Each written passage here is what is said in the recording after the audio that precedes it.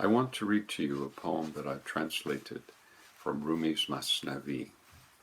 He calls it a children's tale, and it is in Book 3, starting with lines 2600. I recall a story about the people of Sheba, whose foolish words blew a pestilent breeze. That Sheba was like the sort of vast city that you'd hear about in children's tales. Children keep bringing up such stories, some holding hidden meanings and advice. They muse over the story's subtle pleasantries, so you'd best seek for treasure in these old ruins. The great metropolis seemed truly immense, but it was no larger than the size of a dish. Huge in its extensive length and breadth, a formidable mass in layers like an onion. The joint population of 10 cities lived there, yet there were just 3 smudge-faced blokes. Countless people and beings inhabited the city, yet there were really just 3 half-baked wretches. Any soul that hasn't journeyed to the beloved is only half a body, though seeming thousands. One of them saw things from afar, yet was blind. Blind to Solomon, yet able to see an ant's foot. Another with sharp hearing was fully deaf. He didn't have a barley weight gold fortune. Another of them was truly a stark naked rake, yet the hems of long robes trailed behind him. The blind one said, "See, an army is arriving.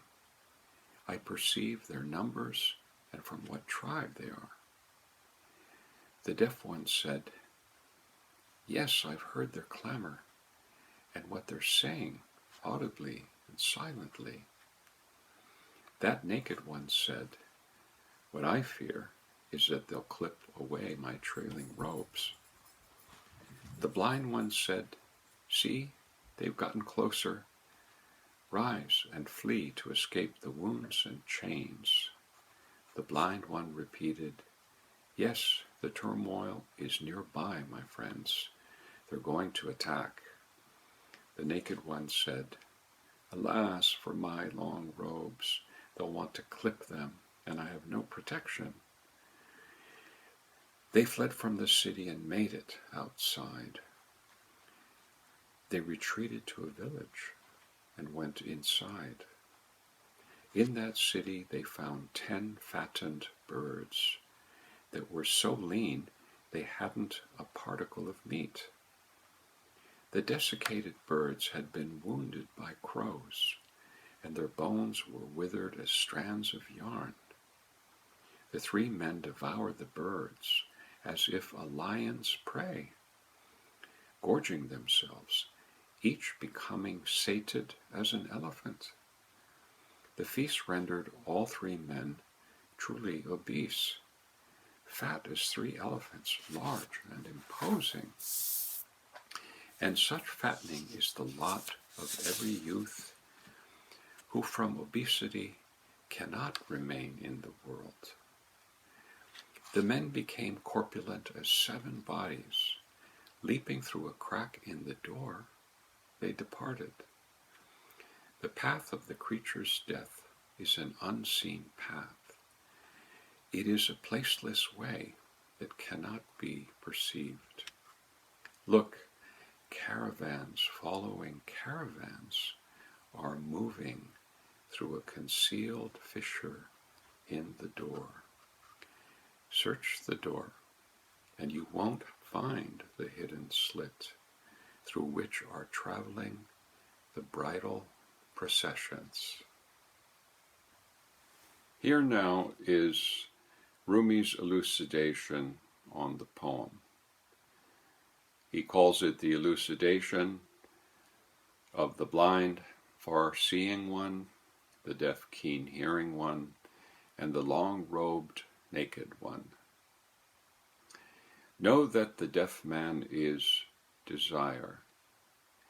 He has heard of our deaths, but not heard of his own death, nor foreseen his passing. The blind one is greed.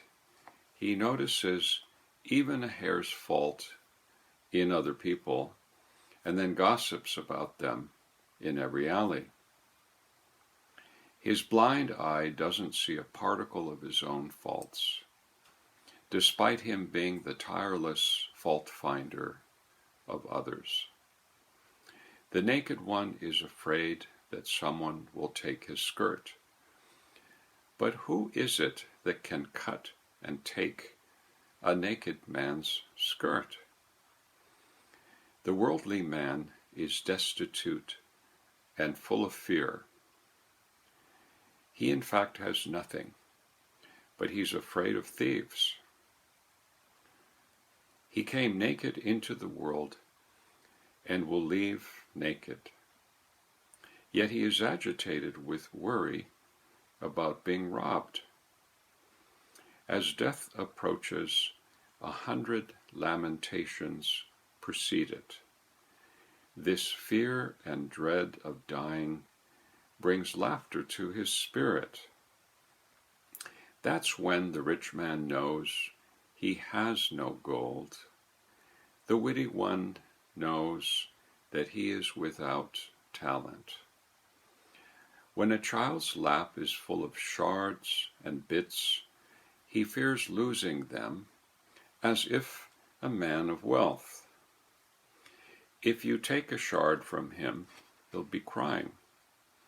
Give it back to him, and he'll be laughing.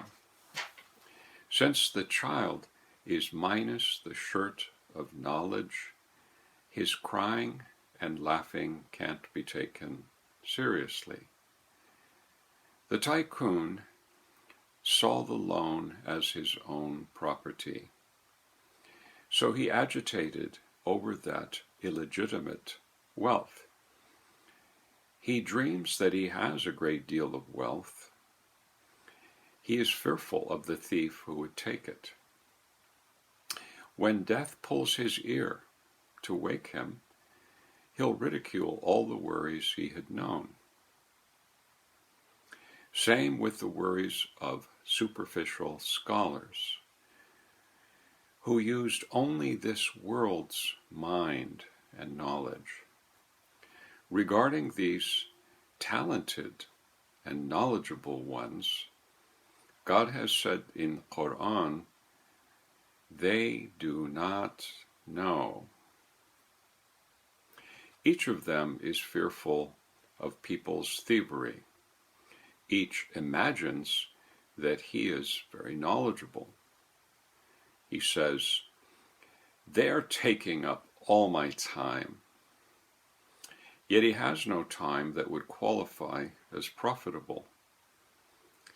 He says, these people took me away from my work. Yet his soul drowns in idleness right up to his throat.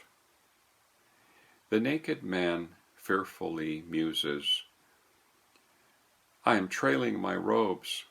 How shall I save my skirt from their clutches? He knows countless points of religious knowledge, but that misguided one doesn't know his own soul. So there you have it, Rumi's poem and his commentary. And in these difficult times that we are currently going through, we might want to think about the different characters in the poem as aspects of ourselves.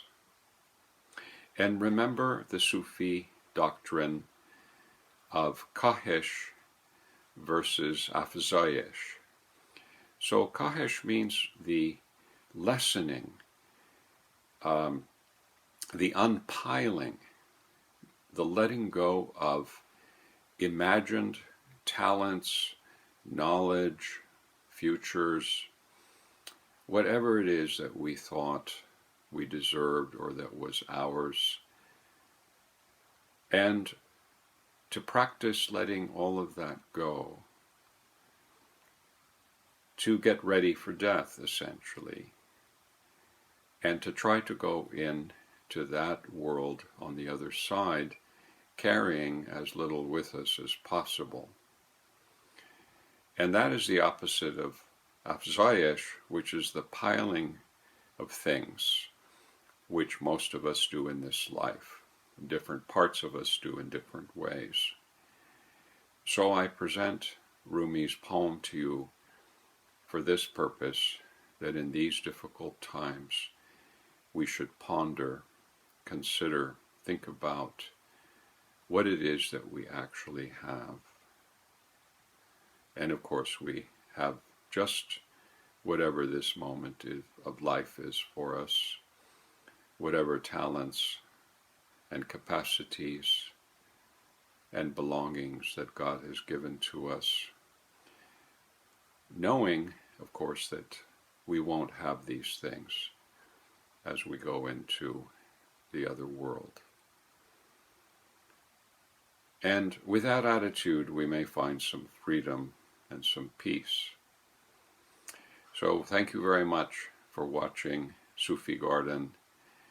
I am presenting this to you from my home because we are obeying the dictates of the state of California about assembling in small places in particular. May God bless you.